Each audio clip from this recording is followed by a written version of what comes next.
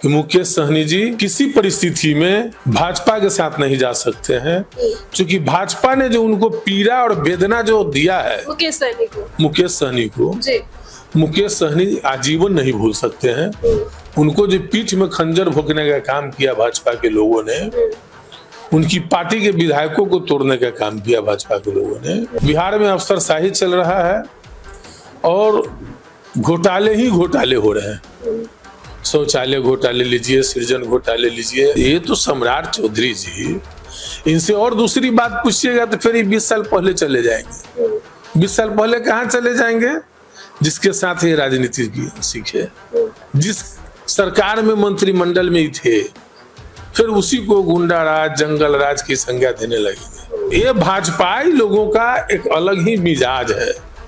इनको काम के बारे में अगर आप पूछेंगे तो विरोधियों के नाम ले लेते हैं, काम की बातें लोग नहीं करते हैं। नमस्कार, आपके साथ मैं हूं ज्योति सिंह, आप देख रहे हैं NBC 24। देखिए, बिहार विधानसभा का चुनाव होने वाला है। उससे पहले बिहार में बात करें तो कई मुद्दों को लेकर के लगातार जो नेता हैं वो बात कर रहे हैं और वहीं सभी पार्टियां तैयारियों में लगी हुई है। आज कुछ मुद्दों पर बात करेंगे और बातचीत करने के लिए इस वक्त हमारे साथ वीडियो में पूर्व मंत्री RJD विधायक इसरार मंसूरी जी नजर आ रहे हैं। सर, सबसे पहले तो आपका हमारे चैनल में बहुत बहुत स्वागत है। बहुत बहुत धन्यवाद। सर, पटना में महागठबंधन की कमेटी की कोऑर्डिनेशन की बीते दिन बैठक हुई है, जिसमें मुकेश सहनी नजर नहीं आए, और जब वो नजर नहीं आए, इसको लेकर के लगातार सवाल उठाया जा रहा है। क्या मुकेश सहनी महागठबंधन का साथ छोड़ NDA में जाने वाले हैं? देखिए, ऐसा सोचना गलत हो जाएगा जी।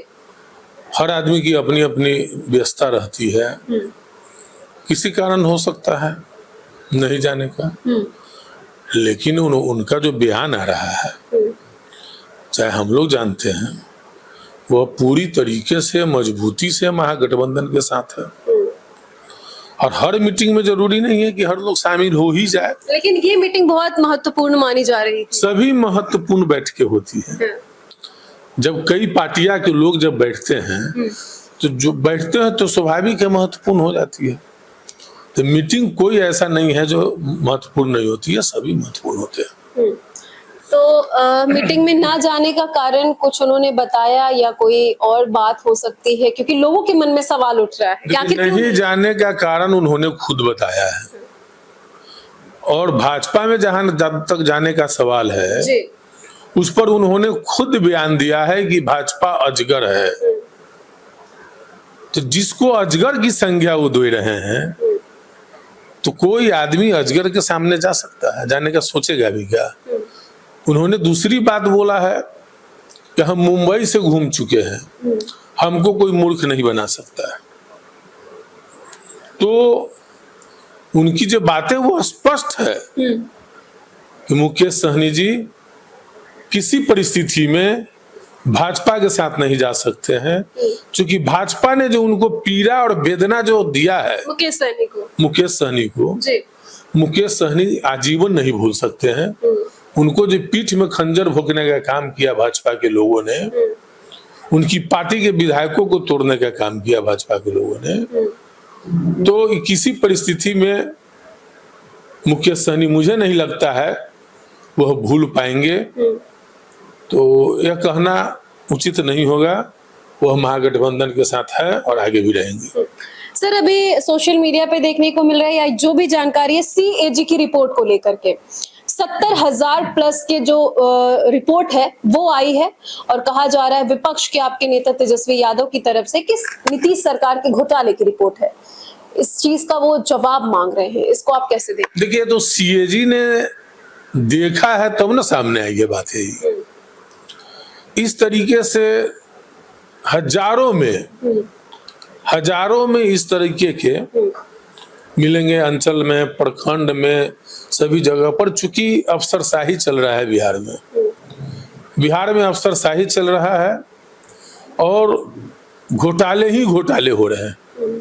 शौचालय घोटाले लीजिए, सृजन घोटाले लीजिए, और ये तो 71,000 करोड़ का 70,000 करोड़ का बहुत बड़ा सीएजी ने रिपोर्ट किया है, लेकिन और अभी तक सरकार मौन है, इस पर कोई जवाब नहीं दे पा रही है। इसी पे राज्य के डिप्टी सीएम सम्राट चौधरी ने जवाब दिया है। उन्होंने कहा कि आखिर विपक्ष इस सवाल किस चीज का, ये जवाब किस चीज का मांग रहा है रिपोर्ट का। ये तब की रिपोर्ट है जब तेजस्वी यादव खुद कार्यकाल में थे, ये तब की रिपोर्ट आई है। यानी कि वो अपने ही सरकार पर सवाल उठाने का काम कर रहे हैं जब वो कार्यकाल में थे, नीतीश कुमार के साथ थे। जब तेजस्वी जी ही कार्यकाल में थे, डिप्टी सीएम थे जी, तो फिर बकौल यही वर्तमान जो माननीय उप मुख्यमंत्री हैं सम्राट चौधरी जी, यही बोलते हैं कि जितनी अच्छे काम 17 महीने के गठबंधन में हुए, महागठबंधन में, तमाम कामों का श्रेय लोग मुख्यमंत्री को देते हैं। चाहे वो 5.5 लाख लोगों की बहाली हो बिना पेपर लीक किए हुए, चाहे जाति आधारित जनगणना हो, चाहे आईटी पॉलिसी लाई हो, खेल पॉलिसी लाई हो, टूरिज्म पॉलिसी लाया हो, 50,000 करोड़ का निवेश हो, तो जो जितने अच्छे काम हुए हैं उसमें तो ये लोग बोलते हैं कि मुख्यमंत्री जी ना सरकार के मुख्यमंत्री होते हैं, मुख्यमंत्री किए हैं। और अभी जो वर्तमान में जो बातें आई है कि 70,000 करोड़ का हिसाब 71,000 करोड़ का नहीं मिल रहा है, तो आप फिर उन्हीं को पूछ रहे हैं। तो ये तो सम्राट चौधरी जी, इनसे और दूसरी बात पूछिएगा तो फिर 20 साल पहले चले जाएंगे। 20 साल पहले कहाँ चले जाएंगे? जिसके साथ ये राजनीति की सीखे, जिस सरकार में मंत्रिमंडल में ही थे, फिर उसी को गुंडा राज, जंगल राज की संज्ञा देने लगेंगे। तो ये भाजपाई लोगों का एक अलग ही मिजाज है।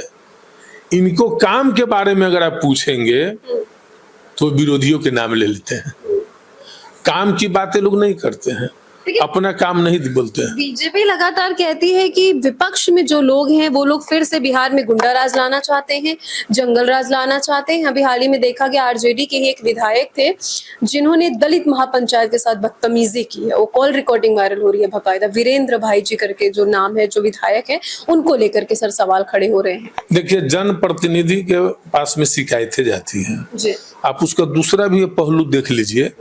एक महिला ने वही पंचायत सचिव पर आरोप लगाया है, उनसे रिश्वत मांगा गया था प्रमाण पत्र के लिए, और रिश्वत नहीं देने पर वो जो पंचायत सचिव है उनके साथ दुर्व्यवहार करने का काम किया है। इसका भी एफआईआर हुआ है। वो महिला का भी बयान सुन लीजिए।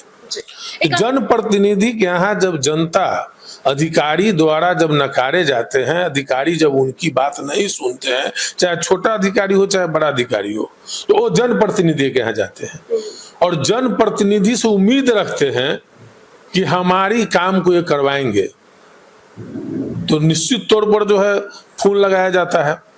लेकिन यही विडंबना है इस सरकार में कि लोकतांत्रिक व्यवस्था का ढांचा कमजोर हो गया है, कोई प्रोटोकॉल नहीं रह गया है, और जहां सिस्टम ध्वस्त होगा वहां अव्यवस्था होगा।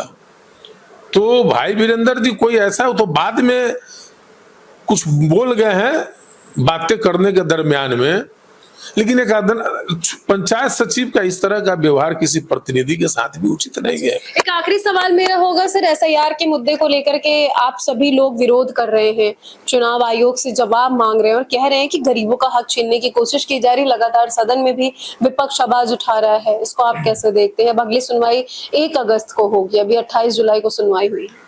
देखिए, निश्चित तौर पर एसआईआर जो निर्वाचन आयोग लाने का काम किया है, हम लोग ये नहीं कहते हैं कि आप नहीं कीजिए, आपको स्वतंत्र संस्था है, आपको जो मर्जी होता है कीजिए, लेकिन जो टाइम बॉन्डिंग किया गया है, चुनाव होने वाला है, सभी राजनीतिक दल को साथ लेकर के आप लगातार मीटिंग कर रहे थे, आप मतदाता सूची का प्रकाशन भी कर दिए और एकाएक आपने डिसीजन लिया कि हम एसआईआर करेंगे, गहन पुनरीक्षण कराएंगे, और महज 25 दिन का आप समय दिए।